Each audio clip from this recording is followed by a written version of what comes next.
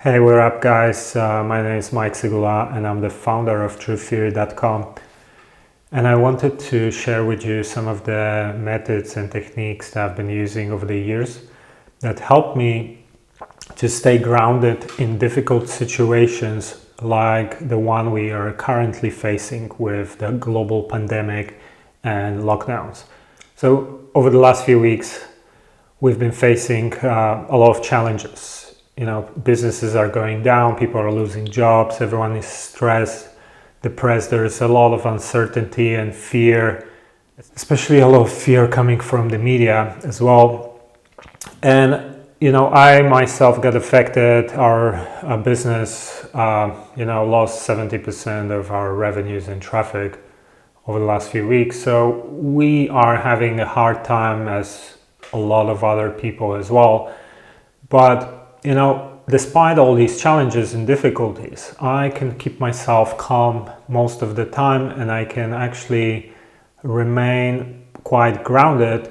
And this is because of my mindset and the way I developed and the techniques I developed over the years that helped me to navigate through challenging periods like this one. So, in 2018, I was facing bankruptcy and I was losing money. I was working for free for like 9-10 months, where my company was having a really hard time. And we ended up actually borrowing tens of thousands of dollars, and we had a really difficult period. And I still managed to go through this period without going crazy. And actually over the next year we managed to repay everything and became profitable again, and actually started getting better and better than ever before. So I want to give you some tips of how I can actually maintain my state and continue doing what I'm doing and not get affected by external circumstances, or at least not get really severely affected. So the first thing is that you have to remember that this situation is temporary. And it won't last forever. Maybe in a couple of months things will get back to normal, hopefully. A couple of weeks, you're gonna look at this situation 1 year from now, and you're going to look at it differently. So keep that in mind.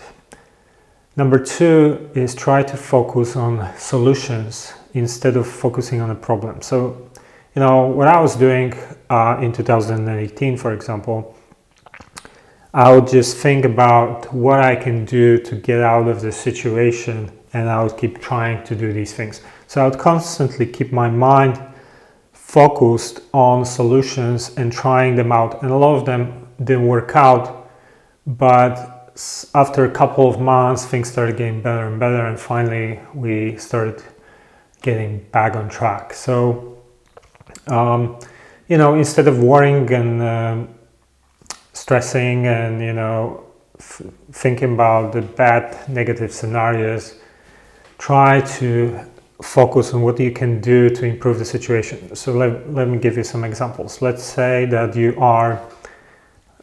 just lost your job and you have no money to pay your rent.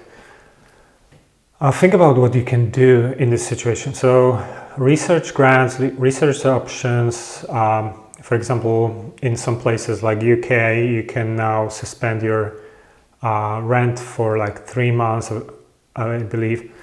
Talk to your landlord, negotiate with him, do some research, ask your friends, and try to focus on solutions instead of analyzing the problem. Number 3, think about what you can learn from the current situation.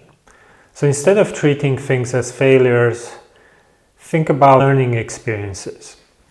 That's what I always try to do.